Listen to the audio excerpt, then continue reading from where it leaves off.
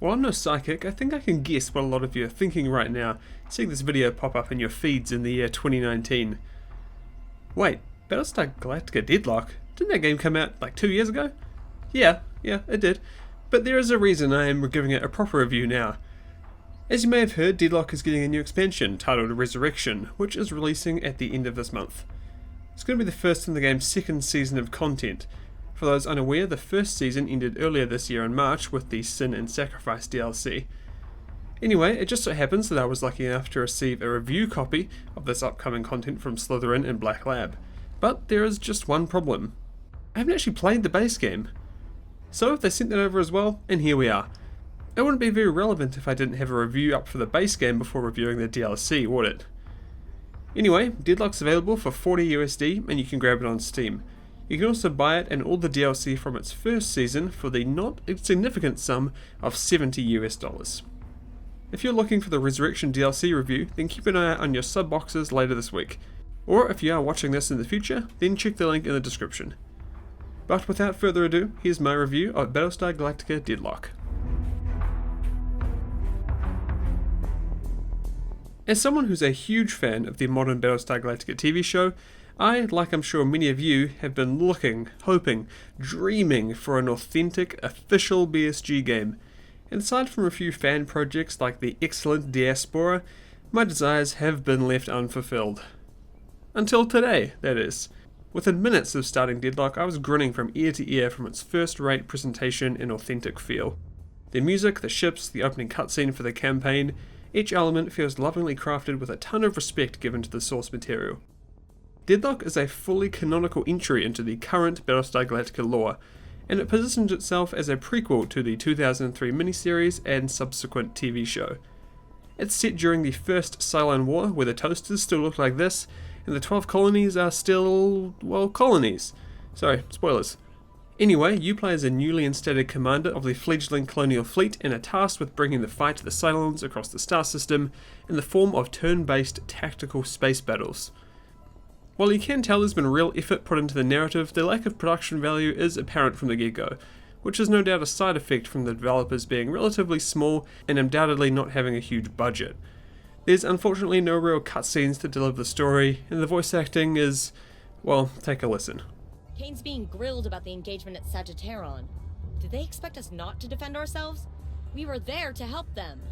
I'm sure the families of the Sagittarians killed are grateful for your help. They attacked Colonial Fleet ships, while Cylons were present.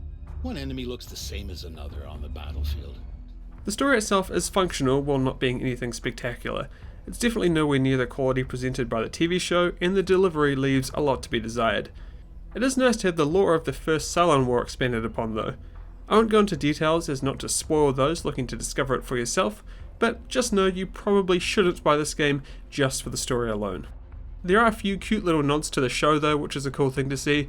If you're familiar with it, you'll probably spot them without too much trouble, I'm sure. Another thing you'll notice is the game's love of the source material, and that's no more apparent than in its graphics and sound. While the effects and level of customizability you have with them in the options menu won't be winning any awards, it's the model and texture quality that really stands out. Seeing these Cylon warships and colonial battlestars in a fully rendered 3D environment is impressive, and the detail in the ships really shows when you get up close. Cannons, Viper launch tubes, it's all there, and controlling a group of them in combat fulfills just about every fantasy I've had of playing a Battlestar game. The sound is on a similar level, and that's both the music and the effects. The soundtrack's excellent and it really harkens back to the one from the show, lots of drums, tasteful bagpipes, you get the idea. The composers did a heck of a job of making it faithful to the show without just ripping it off, and they should really be commended for that. The effects are the opposite, but that's actually a good thing. Everything from Viper fire to Cylon missiles to Battlestar cannons sound just like they were ripped from the series, which is great news in my book. All these presentation elements line up to make an experience that can only be described with one word: authentic. While at a glance Deadlock looks similar to a real-time strategy game like Homeworld, it's actually entirely turn-based. The game is focused around small-scale, single-instance engagements where you manage a small group of ships and combat against the enemy force. Each player makes their moves at the same time, and then the results play out concurrently for a short period, until time stops and you're both free to move again. You'll need to not only worry about ship movement in 3D space, but also their weapons, targets, fighter complements and subsystems, with the goal of wiping out all enemy ships before they can do the same to you. While the overall game plan is fairly straightforward, the means of which to achieve victory are actually very in-depth and extremely tactical. And since the game's only about combat, there's a lot of detail in this regard.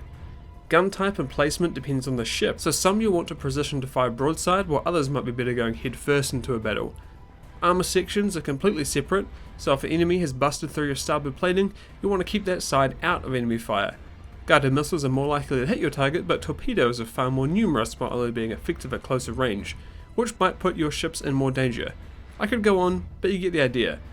You can tell there's been a lot of thought put into all this, and it leads to very intricate, satisfying scenarios. While having a bigger fleet than your opponent certainly helps, it's often the more tactical player who'll win the day. This really is a strategy game in the truest sense of the word, and you can be thankful that at the end of the match you can watch a cinematic replay in real time, complete with classic BSG camera zoom and music to see all your hard work pay off. It's basically the final form of Star Wars Empire at War's battle cam, and I love every second of it.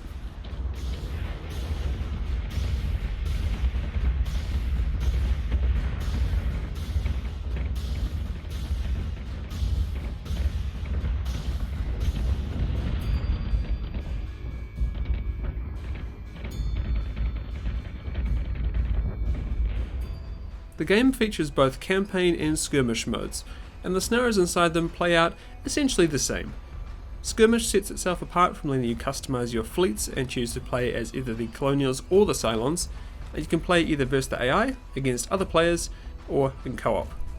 The campaign is slightly different depending on the mission, as you may need to protect a special ship or destroy a certain enemy, for example.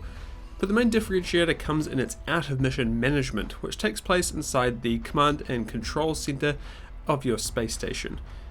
Its functionality is similar to what you'd find in the XCOM games. You command and build multiple fleets, select missions, unlock and upgrade new and existing technologies, etc. It's very freeing and satisfying to be in control of all these different aspects of play. It's just a shame there's no sandbox mode, which is where I feel like all these systems would truly shine. They're still good here, but the progression is somewhat tied to the game's narrative, which means you've got a bit less freedom throughout. There are a lot of interesting and rewarding systems, but there's actually so many I found it quite overwhelming as a new player. The tutorial is fine, but it doesn't do the best job on guiding you through, so there's a bit of self-discovery to do. It doesn't help that the game's UI is also pretty poor. It's quite unintuitive, and its myriad of menus and pop-ups will take you a good few hours to get a real handle on. The game can also get a bit repetitive in its later stages, and while battles do have the depth I talked about, it doesn't inherently change throughout the game. The longevity is mainly derived from unlocking new ships, technologies, and abilities, so once those have dried up there's not much that changes afterwards. Luckily, each encounter is often varied enough that it doesn't become an issue until you're most of the way through the campaign anyway. Despite some issues in the UI and ease of use department, Battlestar Galactica Deadlock is an excellent strategy game, and in my opinion it's easily the best officially licensed BSG game out there. The genre lends itself well to the series, and being able to control colonial battlestars and big detailed space battles is something I'll really never get bored of doing. And while skirmish is fun on its own, the campaign is the real star of the show here. Management aspects are satisfying and in depth, and they're executed to a level that you'd enjoy it even if you're not an existing fan of the Battlestar Galactica universe, though that definitely helps. It's just a shame there's no extra sandbox or free play mode that incorporates those elements to give some more player choice without being tied to the narrative. Deadlock gets a solid recommendation from me if you're a fan of the genre, and especially if you're a fan of Battlestar Galactica. The only real sticking point I've got was the price, which is fairly high, especially considering how long it's been since the game was released. $40 is a lot to ask for any game that's been out for nearly 2 years, let alone one that isn't considered to be a AAA title. If you're sure this is something you're going to love based on this review, then I'd say you're safe to pull the trigger. But if not, you may want to wait until it goes on sale. Thank you everyone so much for watching, and keep your eye out for my review of the upcoming Resurrection DLC, which will be out later this week. If you want to continue the discussion on Deadlock, then come and join our Discord. We have a ton of great people over there, and we'd love to have you. There's a link below. You'll also find links to my Twitch channel where I stream 5 days a week, and also my Twitter where you can follow me for updates on future videos.